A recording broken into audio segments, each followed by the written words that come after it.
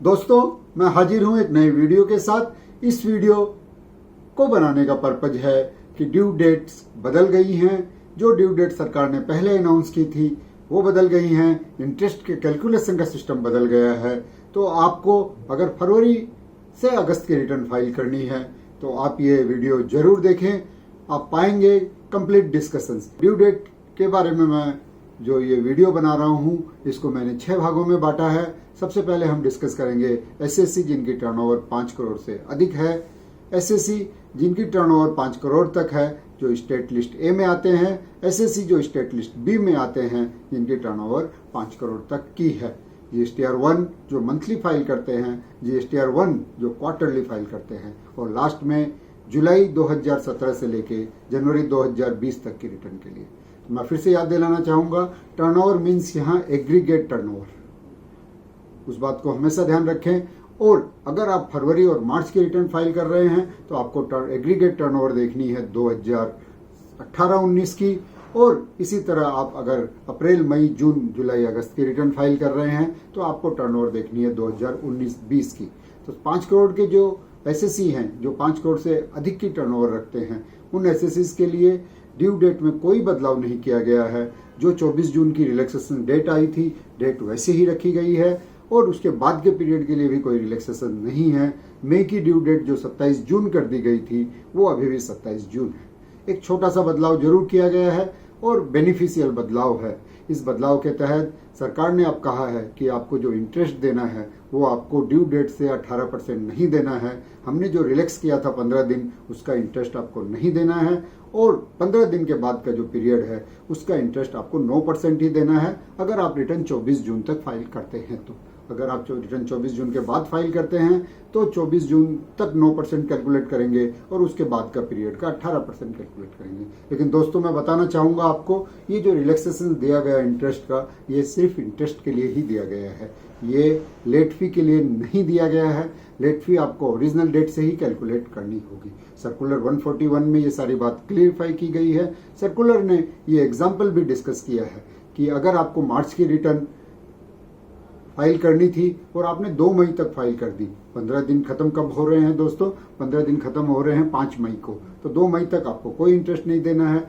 इसी तरह आप अगर रिटर्न 20 मई को फाइल करते हैं तो आपको 15 दिनों का इंटरेस्ट देना है जो कि 9% से होगा, और 24 जून को करते हैं तो आपको 9% के इंटरेस्ट से 50 दिन का इंटरेस्ट देना है। और 24 जून के बाद अगर फाइल करते हैं तो 24 जून तक आप 9% इंटरेस्ट कैलकुलेट करेंगे और 24 जून के बाद आप 18% इंटरेस्ट देंगे। फिर से याद दिलाऊंगा, no relaxation for late fee. Late fee आपको पूरी देनी है और वो ड्यू डेट से ही देनी है। अब हम चलते हैं उन एसएससी के लिए जिनकी टर्नओवर लेस देन 5 करोड़ और इक्वल टू 5 करोड़ है। पहले सरकार ने एक ड्यू डेट अनाउंस की थी जिसमें कहा था कि अप टू 1.5 करोड़ एक सिस्टम होगा, more than 1.5 crore up to 5 crore दूसरा सिस्टम हुआ। वो सिस्टम बदल गया है दोस्तों, उस सिस्टम को फिर से हटा दिया गया है। फिर से हम पुराने सिस्टम पे आ गए। स्टेट लिस्ट ए और स्टेट लिस्ट बी के हिसाब से हम अपनी ड्यू डेट निकालेंगे। सबसे पहले हम देखेंगे कि स्टेट लिस्ट ए में कौन से स्टेट आते हैं। अगर हम देखें तो ये mainly southern India and western India के स्टेट्स इसमें आते हैं।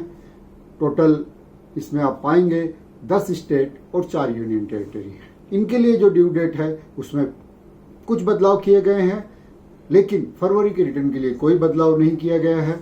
फरवरी की रिटर्न उन्हें 30 जून तक ही देनी है। बाकी डेटों में कुछ बदलाव किए गए हैं, जिस तरह मार्च की 3 जुलाई, अप्रैल की 6 जुलाई, और मई की 12 सितंबर, और जून की 23 सितंबर, एंड जुलाई की 27 सितंबर, और अगस्त की ड्यू डेट भी बढ़ा दी गई है जो 1 अक्टूबर 2020 हो जाएगी।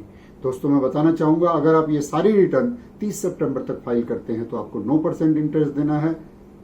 यहाँ कोई 15 दिन का रिलैक्सेशन नहीं दिया गया है। यहाँ आपको ये जो नई डेट्स अनाउंस की गई, इस डेट के बाद से आपको इंटरेस्ट देना है।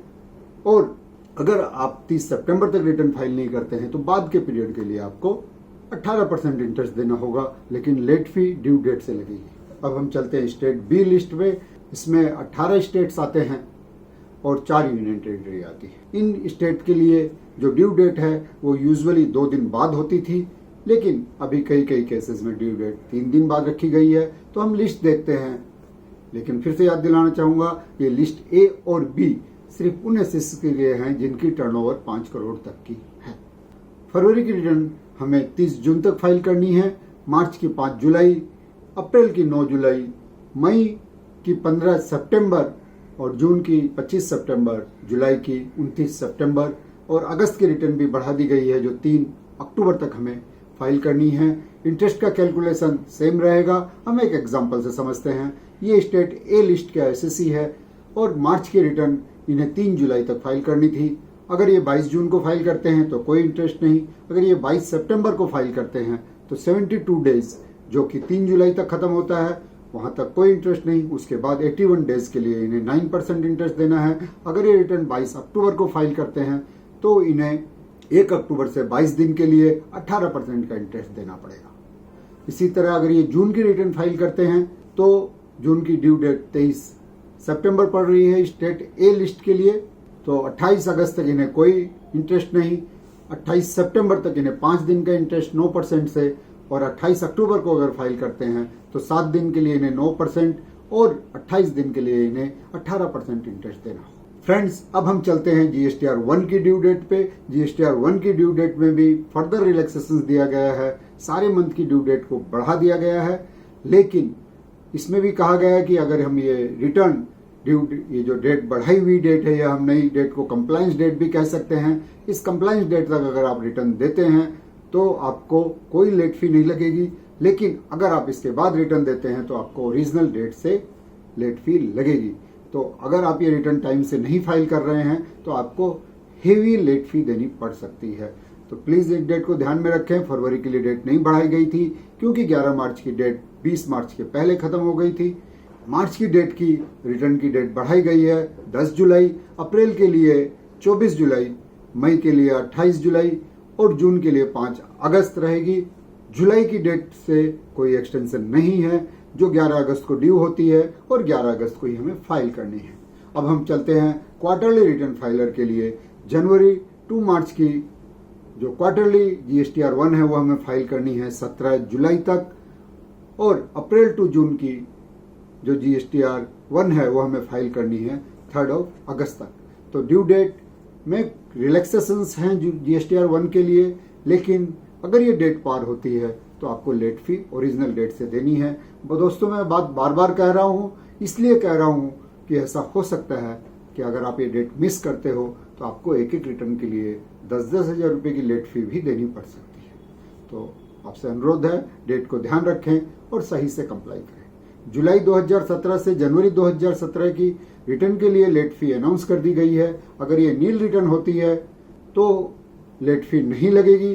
अगर आप रिटर्न 1 जुलाई 2020 से लेके 30 सितंबर 2020 के बीच फाइल कर देते हैं। अदर जीएसटीआर यानी कि आपकी जीएसटीआर में कोई फिगर है तो आपको मैक्सिमम लेट फी, या हम कहें लेट फी जो लगेगी वो 500 रुपये लगेगी। 250 रुपये CGST एक्ट में, 250 रुपये SGST एक्ट में। ये रिटर्न भी आपको 1 जुलाई 2020 से लेके 30 सितंबर 2020 के बीच में फाइल कर देनी है। दोस्तों, धन्यवाद वीडियो को देखने के लिए। अगर आपको वीडियो पसंद आया तो आप इसे लाइक कर सकते हैं, कमेंट बॉक्स में अपने कमेंट्स लिख सकते हैं और आप मेरा चैनल भी सब्सक्राइब कर सकते हैं फर्दर वीडियोस के लिए। Thank you very much. अगले सप्ताह फिर मिलेंगे नए वीडियो के साथ।